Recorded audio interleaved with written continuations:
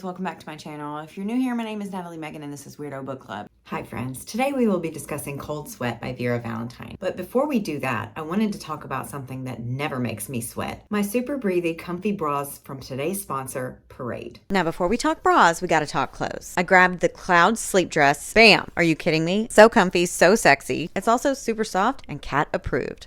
Next up, I grabbed this embroidered cozy waffle long sleeve playsuit, and it just might be my favorite. It's the perfect length, so cozy, and it has pockets. I love. Now let's talk bras. I got two of the standard triangle bralettes, one in black and one in pink, aka Valentine. I love them. I think they're the perfect amount of sheer. They're comfortable, they're breathable, the cut is really flattering on my body, and they have a bunch of colors and patterns to choose from. For a little extra support and a thicker band, I grabbed the Replay triangle bralette, and it still has even a little mesh on the side. Cute and supportive. Use my code WEIRDO40 at checkout to get 40% off your entire order, excluding items from the Betsy Johnson collection or the 80% off sale. And get yourself something cute. You deserve it. Plus, this is a great opportunity for you to test out their products and see if you love them as much as I do. Now, if you'll excuse me, I have to go and throw away all the other bras that I have that are not Parade. Enjoy the review, and thanks again to Parade for sponsoring this video. I don't have a script today. I'm going off script, going off road, because I recently ventured back into the world of Vera Valentine, and honestly, even if I tried to write a script, I just don't even know what I could do to properly sum up my time with Cold Sweat. This is a sentient object romance, one of which is a human girl, woman, she's in college, and one is a glass pitcher of punch. Yeah. Okay, so let's just dive right in. Cold Sweat is a 54-page long sentient object romance. Yeah. So real short. You would think that that would mean that there's less happening, and that's simply just not the case with Vera. I am learning. Yes. Here's the synopsis. It's almost as long as the book. Fleeing college pressure, Jules heads home to rest, recharge, and figure out a plan before fall break ends. Eager to spend time with her mother and stepfather, there's one presence she's less thrilled about seeing. Red. So her name is Jules and his name is Red. The sentient glass pitcher of punch. His name is Red. The sentient smirking pitcher of punch was a huge pain in the glass. It's just so silly. He'd been getting under her skin for 2 years now, ever since their parents' wedding day. Red's taste in entertainment and weirdly suggestive commentary were driving her crazy. A destination she was capable of finding on her own. Same, girly. Here we are, all together, one big family. With big life decisions looming, his antics shake up Jules' already fragile peace, steering her towards a leisurely evening in her mom's new sauna. It seems like the perfect remedy for stress until Red invites himself along. Close, steamy confines have a way of outing secrets, and Red has a huge one he can't keep on ice any longer. Will Jules be able to resist her thirst for the unknown, or will the truth about her stepbrother refresh her perspective entirely? I don't know. Like I said, I don't have a script, so we're just gonna go based on my highlights that I've made. This will go great. I'm certain. Let's start with the author's note. Seems like a good place to begin. Cold Sweat is exactly what it says on the tin. I can't stress this enough, y'all. They're step-siblings. He's a sentient pitcher of punch. None of that changes throughout the story. So please don't start reading this and go, oh my god, they're step-siblings and he's a sentient pitcher of punch. Like, you were warned. It says like you were warned. I don't know what to tell you. And just to head this off at the pass, don't send me your therapy bills. No one made you read this. And really, really, really don't send me videos of you reenacting anything here. I wish I didn't have to say that, but the success of Unhinged has forced me to create some new, baffling boundaries. I can't even imagine. Also, don't reenact anything in here. This is fiction. Don't put punch up your Georgia O'Keeffe. Thanks. So as stated, Jules is coming back to stay with her family for a bit, her mother and her stepfather and her stepbrother, Red, while she figures out how to break the news to her mom that she doesn't feel like returning to college and figuring out also what to do next. We've all been there. Well, not in this way. Not always the same. Not same, but different. You know, we've been adjacent, I'm sure, a lot of us. Show of hands. Yeah, I made it weird, huh? Okay. And as she said, she's not a fan of her stepbrother. He says some flirty things. He watches weird anime in the living room, which is uncomfortable. In general, that would be uncomfortable. I would also feel uncomfortable And that's even just without him being a sentient pitcher of punch. Yeah. And to top it off, Jules, and the way her room is positioned, can hear her mother and stepfather having fun together. A lot of fun together. And yikes, that's uncomfortable. I fear that I have some leftover stress just from having that happen in the wild. Y'all may recall that the teenage daughter heard her parents and really had some time with herself after that. I'm not gonna cry. I can't cry today. This is a funny one. Fun. We're having fun. So she usually keeps herself in her room, which is probably what I would do. I wouldn't even be here. I think that if my mom had married, well, we don't want to go to who my mom has married, but my mom has never married anyone who had a son who was a sentient pitcher of punch. I can say that. I can't say much else in that area, but I can say that if my mom married a man and through his love with his former wife, created somehow a sentient pitcher of punch for a son, I don't think I would come home. I think even if I was having a horrible time at college, I would have just stuck it out. Anyway, she's in her room getting almost a first row seat to whatever her mom and stepdad are up to. And then they leave to go get tacos, which is just a gross thing to know that your parents do after. Thanks. And she realizes that she's really like freezing cold. So she goes out into the hallway to check the thermostat and it's on 60. And she's like, what the hell? Hey, Red, what's going on with the AC? I called down the hall. I hated asking the creep for anything, but he'd help Dan install the system and would probably know how to get it out of the damn refrigerator mode. Uh-oh. Can you tell I'm stressed? Is that what's going on? Okay, you went on my shoulder. This is Beans, for anyone who missed his intro in some of the last videos. This is our new baby Beans. All right, Beans, you gonna stay with me through this whole thing? Okay. You know what? I needed this. I did. I didn't even know I did, but I do. Okay, so let's try to keep this going.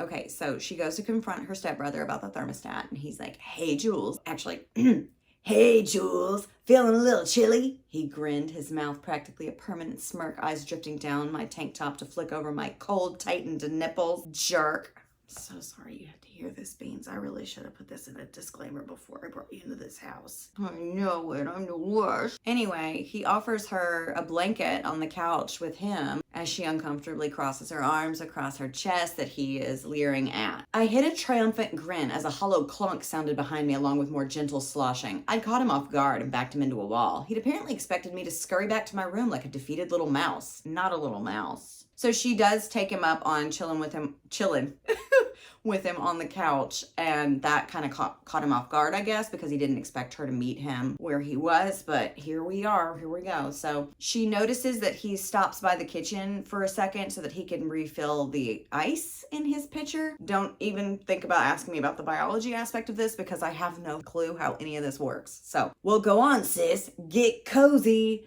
I'll even let you have a seat right in front of the TV because I'm such a nice brother. I'm doing a weird voice and it'll make sense later why. I mean, unless you... Nah, you probably wouldn't like it. Never mind. And she's like, what wouldn't I like? And that's when he introduces the idea of them going into the new sauna that his dad bought for her mom. What a nice anniversary gift. I'm really thankful I don't have one right now. So that's fun. That's chapter 1. Chapter 2, she's getting ready to go in and, you know, happy about it because Mom always wanted a sauna. Mom probably always wanted a lot of things. And here we are. In this chapter, she tells us a little bit more about her stress, about her whole college situation. And, you know, what am I going to tell Mom? Is she going to be disappointed in me? Blah, blah, blah, as she gets dressed to go into the sauna. Now, she doesn't wear a bathing suit or a towel or anything. She wears like a gym short little outfit. So... whatever. Oh, you're out? Was it too much for you? Yeah, me too. Do not chew on the cord. Stop. We're doing great. How many times can I drop stuff this week? The limit does not exist. No. Okay, so she gets dressed and she starts to head out there and oh my word, no way. Is Red gone? There's no trace of him. Do I really have the house to myself? Could I be so blessed? Nah. We're in this together. As I tugged the sliding door to the backyard open, my stomach sank. My stepbrother had not, in fact, gone back to his room. No, he was standing in front of the one place I didn't want him to be, dressed in flip-flops and Hawaiian floral print swimming trunks, messing with a button panel on the outside of the sauna. Damn it! So they're both going in there. Woo, we're having fun. Yup, figure we could give it a whirl together. I think I put too much ice in myself earlier. Couldn't hurt to water myself down. Okay, so they squeeze into the sauna and everybody's having a really good time. Yeah. She's describing him like clunking his way in, literally. And then like sloshing around and clunkily patting the seat and the panels. And then he's made of glass, so that makes sense. Wow, I hadn't checked out the inside before now. This is really nice. I knew Dad was gonna get one. I helped him narrow down the models a few weeks ago. Guess he went for the high-end one. Dan's really thoughtful. I'm sure Mom's just over the moon about this. I'm glad they found each other, you know. So I'm just wasting time because I can, because it's my channel and I don't want to do this really. So that's the end of chapter 2, is that they're chilling in the sauna. Well, sweating in the sauna. I don't know what they're up to, but they're in the sauna together. And the heat of the sauna is really like doing something to Red because she can smell the faintest hint of his fruity essence. Ugh. And then he notices that there's something wrong. So he's like, are you okay, Jules? And chapter 3, she tells him that she's thinking about leaving college and all this stuff. She's like, I just can't do it. The stress is killing me. I want to come home, hopefully, if she'll let me, so I can figure things out. And she hadn't said any of this out loud before, but she says it to Red. Bonding moment, sibling bonding moment. I mean, he's a picture of Punch, but that doesn't mean he doesn't have a heart or other stuff. And he is being kind to her, even though he's always like super weird with her. So she's caught off guard a little bit. Jules, honestly, I think she misses you more than you think. Yeah, she'll probably give you some shit about it, but even I can see school is sapping your will to live. She's got to see that too. And you're so smart, you'll find a job in no time. He gave a light squeeze of his thick glass digits on my knee before he leaned back with a reassuring smile, ice clinking more softly now. Okay, so then like they start talking and she's like, is it all right for you to be in here? Like, are you gonna like, I don't know what's going on. Are you all right? And he's like, your concern is touching, Jules, but it'd take a lot more than this to melt my glass. And she's like, I don't know how all of it works. Pardon me. So then they get into this conversation where she's like, well, I didn't know what was okay to ask. I figure if you wanted people to know, you would tell them. And he's like, you can ask me anything, which is always a great place to start when we're already uncomfortable. Let's make it worse. You can ask me anything you want to. Well, okay then. I wasn't thinking about the line of questioning he was implying with that smirk, but hell, how often had I walked in on him playing his practically cartoons? It was time for some good-natured table turning, now that Red was a captive audience. I grinned wickedly, raising an eyebrow. I can't do that. So what do you look like? We both jump at the loud thunk outside the sauna rattled the wall, followed by the crinkling of a lot of half-dry leaves floating down. I gasped, jumping off the bench. So what happened was, she was about to ask him what he looks like naked, I guess. Can a picture of Punch be naked? Can I be any more confused? So, but what happened instead was they were interrupted by a large branch falling down and barricading them inside the sauna together. Jesus, Red, we're trapped in here. When do you think Mom and Dan are getting back? Soon, right? It's gotta be soon. She starts to panic a little bit. I think I would have been panicking from the wedding on, but whatever. Hey, it's okay, Jules. Are you claustrophobic or is it just the heat getting to you? I put it on a low setting because I'm not, a very good judge of temperature. If you're too warm, you could sit next to me until they get back and get us out of here, right? They aren't gonna be more than an hour or two, even if they get appetizers. We're gonna be fine. Yeah, so she's not claustrophobic, she's just a little panicky. And then Red starts to like move her hair off of her neck and put his glass hand on her. That okay, Jules? I thought it might help. Let me know if I'm pulling your hair or anything. I should really tell him to move back and drop my hair, but she doesn't, or else we wouldn't be here. It felt nice. It'd been a long time since I've been physically close with anyone, barring the greeting hugs from Mom and Dan when I arrived home. My crazy course load hadn't given me any breathing room for boyfriends or even friends, really. Red was my stepbrother, and siblings sat next to each other on the couch and stuff, so it was kind of the same thing. But you didn't grow up together, did you? Beans is back. So they sit back down and get a little bit more comfortable while they're waiting on their parents to arrive home. and she found herself relaxing in spite of it all. What the heck is wrong with me? Many, many things are wrong with, dare I say, all of us here. Chapter 4. I should really say something, but it's been too long now. It'd be too weird. He's trying to be nice and it feels good, so maybe I should just ignore it. What is he doing? Oh my God.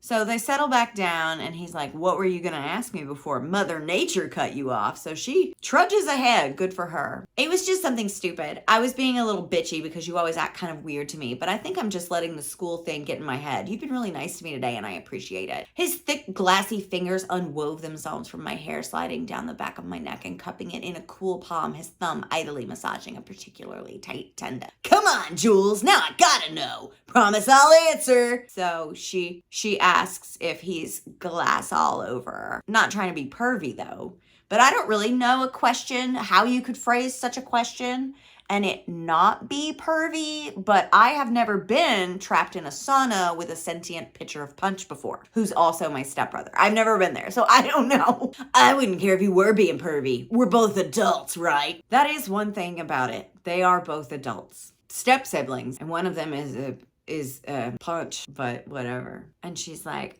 are you in with me, Red? We're siblings. Step siblings, Jules, and barely that. It's not like we grew up together. I'm a man that happens to be a glass pitcher of liquid, not blind. You're gorgeous. Oh my God. Red, please. You're turning me red. Ah! She's a little in shock, as am I, as are we all, I think, but we knew where we were headed. Red, are you trying to tell me that I have feelings for you? Obviously, Jules. Hell, I have since the wedding, but I kept it under wraps because I didn't want to mess things up for our parents. And you know, it's not exactly something you bring up around the dinner table. It was easier just, flirting with you a little. It was harmless. And then she goes on to explain, like, I didn't take it as that. I thought you were being weird. And then you play all your loud corn anime episodes loudly in the living room and all this stuff. And he's like, I'm so sorry, Jules. That wasn't intentional. I swear to you. I only watch the tamer ones out in the living room, believe it or not, out of respect for you. You're usually in your room and I wait until our parents are gone. I didn't know you could hear it. The resonance of, this part made me choke. The resonance of my pitcher means I hear a little differently than you do. And I guess I had it on louder than I thought. I always paused it if you were walking through the room though. So the thing about Vera Valentine is she's going to take you down a road filled with silly, nonsensical stuff, but she's going to make it make sense. Like, why does that make sense? There's no reason that it should make sense. And there's also no reason that in just 54 pages, she decided to expound upon why he might have been listening to something louder than he thought he was because of his shape and the material he's made of. She puts more thought into 54 pages than H.D. Carlton has ever put into a single page of work. So they hash that whole thing out and whatever. And he's like, sorry, I'm probably sending mixed signals touching you now. And she's like, no, it felt good. And then he's like, turn around then, I'll make it all better, and starts massaging her. She shoulders him back. And she kind of like moans a little, which, I mean, I love a massage too. I've never been massaged by a dexterous pitcher of glass, but there's a first time for everything, I suppose. There she is. I knew the real you was under all that school stress, Jules. Just relax. Let me take care of you. I got you.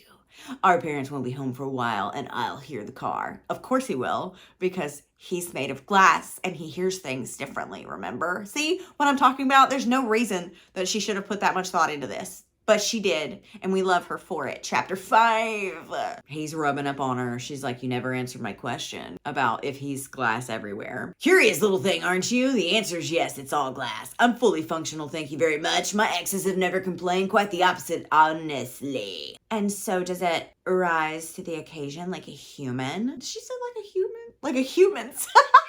What is he if not human? What are we doing? So he pauses his massage, and his answer came out through a rough, sensual purr woven through words. A sweet fruit scent of him mingling with the cedar of the sauna as he leaned in close. I'd offer to show you what it looks like soft, but I'm afraid that's not possible at the moment. God, he said that. Honestly, I'm a little bit more curious about what it would look like soft. It's a pitcher of glass. I would like to see it soft, so I need you to think about, let's just go with Zayd's old reliable. Think of puppies getting hit by cars, and then show it to me. So she stares down and sees that he is pitching a tent so large that a circus could take place under there. And she's like, is that from Mia? And he's like, duh. And he says to her, this whole conversation can vanish into the void the minute we get out of here. But I'm not gonna sit here and pretend I don't want you with every drop of my being right now. Oh God, was I considering this? Are you? Let me know in the comments if you would do this. No, don't do it. Never mind, I take it back. The only thing worse than regret over letting this strange, hot opportunity pass me by would be Dan and Mom catching us in a compromising position in their new sauna. My throbbed as I hesitantly allowed myself to consider Red in a new light, one with less clothing and far fewer morals. She's like, oh my God, this is such a bad idea, but she scoots closer to him anyway. Can I see it? He's like, be my guest. And I shouldn't splice in. No, I shouldn't. I didn't. Did I? The sauna's heat was still bearing down on us like a wet towel, but my fingers were adrenaline cold as they reached for something I had absolutely no business touching. My stepbrother's glass. So for those of you who might not know this, there are toys for people that are made of like kitchen standard quality glass, and they're really pretty. And you can mess around with like temperature. I don't know any of this, but yeah, it's like a thing. But the thing about that is they're usually solid, not hollow, because I feel like if they were hollow, that could lead to a slew of emergency room visits. And as Vera said, please don't do this at home. Please don't. And if you're going to, get a toy that is specifically designed for this. They have glass ones, okay? I don't want you out there getting hurt. Do you want to hear about it? Or sucking in a humid breath, I crossed the line entirely, wrapping my fingers around the surprisingly thick rod, sheathed in barely there layer of nylon and netting, and giving a very, very tentative stroke through my fistful of fabric and Red. I was rewarded with a groan so hot it begged me to continue, so I did. Please, baby, take it out. Let me see it in your hand. I need to see it. And I say it like that because who we're dealing with here. So I stifled a gasp at the beauty of it as it cleared the fabric. A clear glass shaft with a simple bulbed head, all surrounding a thick internal column of the red cherry punch that filled Red's body. Hold on! Actually, let me get through this and then we'll do questions at the end of this chunk. The punch surged in and out of the closed-end tube in colorful eddies, making it jump and pulse in my palm as I stroked. I draped my palm around the tip, lightly rotating my hand as I shyly peeked up to see his reaction. I'm so sorry. I hate to interrupt. I know that in standard human anatomy, the fluid that floods in the shift of people with shifts is blood. And blood is the life force of human beings. I understand that. But this is a picture of Punch. Am I to believe that his punch is, obviously it's his life force? I'm just having a hard time, is it blood? Is the punch blood the way blood is to us? Because he's just walking around with an open top of cherry flavored blood. The mechanics of this are going to keep me up at night. Let's move on. He asks if he can touch her too. So he does, because she says, okay. And then he finds that she's not wearing any underwear. And he's like, naughty girl, Jules. Did you forget to wear panties? Or were you just hoping I'd notice? Were you hoping that your stepbrother would find out just how wet and tight you are for him? I'm gonna try not to scream anymore because I feel like I've already done some damage here. Okay, I clutched at his wrist with my free hand, moaning softly with the pleasure, both at how filthy Red was talking and the way he was touching me. I'd always lusted after glass dildos. We just spoke about those. I told you they were a thing. But I'd never been brave enough to try one. Now I wondered why I waited so effing long. It was fullness without friction, a silky glide that buried itself deep, exactly where I needed it most. Wait, are they having sex? Did he already enter in there? I thought it was just digits. I don't know. I'm sliding through here. Sliding. I'm not well. She starts to panic again because their parents might come home, and he's like, I can see the clock and the living room from here. We're fine. Don't worry. I just want to get these shorts off you, baby. Unless, and he lets that word hang in the air. Chapter 6. This was it. Her opportunity to call it off if she didn't want to bang her glass stepbrother. But she doesn't. She takes her clothes off for him, and he talks her through some stuff which I wouldn't have guessed that he would do just based on what I know of glass pitchers of punch. So we love to see it. He, goes down there, and the cool glass of his mouth had somehow molded to my entire, locking me in place against his face. Honestly, this sounds quite nice. Like, the glass has an amoebus setting where you can just mold it without it being white hot and burning to you. Just as I was getting into it, a pulsating stream of cool liquid started licking and sucking my... So his mouth is glass and it is molded to what he's up to. And then a stream of cool liquid started licking and sucking that would make my shower head weep in carnal envy.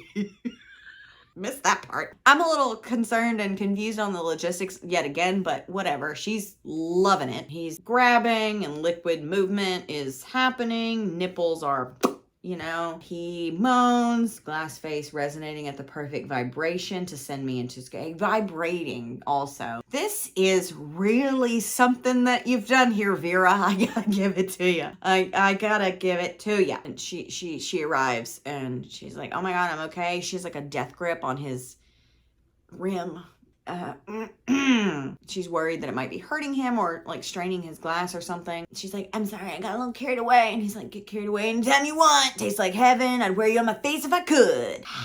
Okay. So then she takes his trunks off, the blue Hawaiian, we remember. I grinned around my sudden mouthful of glass as Red's word careened into a choking noise and what sounded suspiciously like a plea. Well, I'm not saying words right.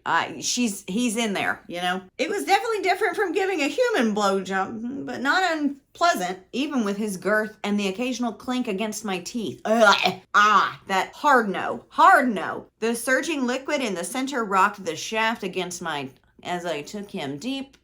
My brows shot up as a hint of unmistakable... Let me do it again. My brows shut up as a hint of unmistakable cherry flavor trickled down my tongue a few minutes later, thick and syrupy and delicious. Honestly, shut up and listen to me, okay? Honestly, Jules, baby, your mouth is incredible. You've got me way too close already, and I really want that pretty first. Have mercy. And then she leans back and shows herself off. And she's like, you want this, Red? Calm down, ma'am. She is stressed. She deserves this. She deserves this. He manually does some more stuff because he's got to get her ready because he's bigger than he looks. I don't doubt that. And he elaborates, in case you were curious. I swell when I come, Jules, so be ready for it. You're a tight fit, but you're gonna take it all, aren't you? Gonna fill you... Okay. Gonna fill you up to the top, my good little cup. We've talked about pet names before on this channel, haven't we? I don't like it. I hate when they give people pet names that are stupid and they didn't ask for. But I'm gonna let you know, I'm willing to let this one go. He is a sentient glass pitcher of punch, cherry flavored punch, and he calls her my good little cup. I'm gonna shit myself. Red's eyes were glazed over with lust now. Filthy words chanted like a mantra as he fingered me with intention. The wet slosh of my greedy filling the sauna around it. Your thing is sloshing? Lots of sloshing going on. So then they kiss and it's like, I just don't see that going well. It gives me Twilight flashbacks, but whatever. He tasted as sweet as he smelled, a sweet burst of cherry on my senses that made me gush arousal around his urgently thrusting fingers. Why did I do that? Thankfully, whatever magical anatomy that had kept his tongue contained on my also allowed him to kiss me deeply without drowning me in chill assist. I'll read it again. Thankfully, whatever magical anatomy that had kept his tongue contained on my Also allowed him to kiss me deeply without drowning me in chill assist. Chill assist. You're not, okay. Chill. What's another word for chill? Cold. Cool. Yeah. And what's another word for assist? Chill assist. It's clever. I'll give her that. It's definitely. Let me have a drink of coffee. God. Now, we don't have a lot of Kool-Aid in my house. We don't do that. We definitely had a lot of it when I was a kid, and I'm not gonna lie. After a long day, hot day in the middle of the summer, running and playing outside, climbing trees, playing on the tire swing, fishing, being at the lake, stuff, there was nothing that hit quite like a nice glass of Kool-Aid. I never could have anticipated where it would lead me, but I understand where the inspiration was sparked. I do. I wish I did not. And yet I do. So they're doing it. Yeah, boop, boop, doop. They keep doing it. She's explaining it. I'm not going to keep going because I think you should read this. Where's my next highlight? Great. So she's like, can I even take him? He's so bad. It's about to be a lot more, baby. You want it? Beg me for it. Tell me how bad you need it. This man is...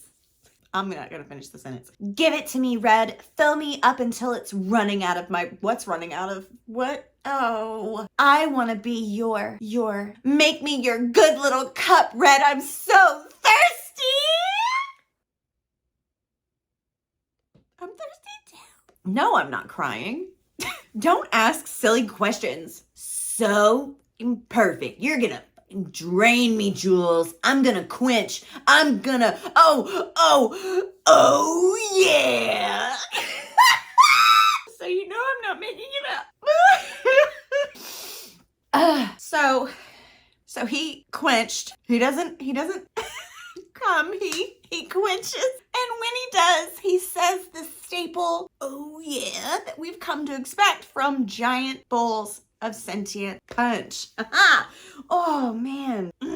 I'd never heard my stepbrother yell as loudly as he did in Climax, but his complete abandon dragged me right over the edge with him. Good. A virtual water balloon of his gushed inside me, filling me up exactly like he promised. The pressure exquisite. Red's cherry scent absolutely filled the sauna as his punch did, gushing out between his still pistoning glass and my body and down our legs in rivers. It splashed across our feet in buckets as we wantonly threw the aftershock in wet, squelching thrusts. Several things here. Super descriptive. Excuse me. I didn't need it, but I'm happy that you took the time. Also, once again, when having relations with a person, a human being with a, it's not blood that comes out. And if it is, see someone, call a doctor. ER, visit, ambulance, 911. And I know, don't even start with me on how some people actually secrete like blood in there. I know, okay? But what I'm saying is this red liquid, this cherry chill assist inside of this glass human man somehow is both just hanging out in his vessel and filling up his glass and blowing out as he quenches. Chill assist, the life force that keeps on giving. I don't know. It's doing all the things. So I'm not real sure. And then he's like really nice to her after they're done. And everything is going great except for they made a huge mess in the sauna. It's like filled with red puddles of chill assist. Oh shit, Red, we made a big goddamn mess of the sauna, I gasped as I looked down at myself, my inner thighs and legs all stained a telltale streaky red. Oh my god, and of me too.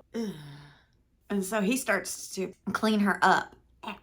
Well, I'm sure as hell not complaining. You look damn good in my punch, little cup.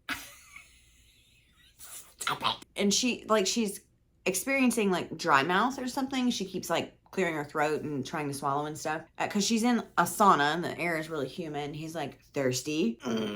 His arms relaxed and resting on top of the bench behind him. His swim trunks now a red-stained puddle at his feet. Between his widespread thighs, his still jutted proudly, a hypnotic drip of red shivering at the bottom of his before falling into the flood of the floor with a faint plop. Voice husky with intention, he tilted his rim towards his lap in indication. I'm still nice and cold. She's like, listen, Red, we got to figure this out because they're going to know we were in here and we made a huge mess. And he's like, don't worry, I'll tell them that when the branch fell, I like tripped and woohoo everywhere. And she's like, well, that won't explain the concentration of the liquid. This is, oh God. But anyway, he still is like, relax, have a drink.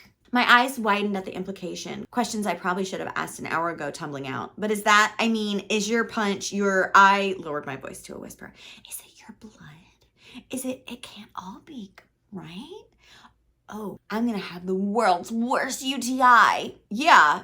How about we talk about that? But he just laughs. Jules, relax. I'm sugar-free. Phew. Crisis averted. It's not blood. It's just me. I guess it's two, at least when I get off. I have to jerk off in the shower all the time, so I don't tie-dye my sheets and it's a pain in the ass. But it's definitely not, other stuff. Gross stuff. The sheer ridiculousness of this whole thing. I'm so exhausted. Okay, so she's gonna have herself a drink. I dipped lower, taking half of his shaft between my lips, the chilled glass surface nice on my overheated tongue. Red also tasted really good, but I wasn't sure how much I should be enjoying it, at least openly. Did he get off on being guzzled? A quick glance up at his expression answered that question. He absolutely did. So now not only is it the source of him getting hard and holding his shape, but it's also his ejaculate, and now it is a cool and refreshing beverage right from the tap, it seems. Okay, she tells us that her mouth is then flooded with cool, refreshing Chill Assist cherry punch, which had always been her favorite, and she'd never admit that to him, but... You're so refreshing, Red. I could drink a whole glass of you. That's right, Jules. Suck me down like the thirsty little cup you are. Oh, yeah. He didn't say, oh, yeah. I just still don't really, there's no, it doesn't matter. I'm just going to shut up. Then they do some more stuff because obviously her guzzling him has done something to him yet again. And she lifts his glass hands to her chest because she knows that, man, when she sees one and he does those, yeah. So after that, they somehow, they get her covered in red more consistently so it doesn't look like he just had a real good time with her downstairs, so that if they do roll up on him, the parents roll up on him, that it does look like their excuse that he fell down and tipped over instead of what actually occurred. And then magically, somehow, the branch or limb or whatever that was locking them in the sauna repositioned in some sort of way. And so they were able to get out. And so they leave the sauna and then they have to go to their separate quarters to kind of like cool off. She's in the shower recounting and thinking and like, oh my God, can this actually be something that happens? And what am I going to do with all of this now? And he knocks on the door and she allows him to come in, and he has changed into gray sweatpants, which is an absolute crime. Are you okay? I'm sorry. I know we were kind of rushing to clean up and all, but I didn't get a chance to check in. Even though I've had a crush on you forever, I know this is kind of a lot. I wanted to see where your head's at. So not only did he give her opportunity to back out of this at any point, he talked her through it many times. He called her his little cup.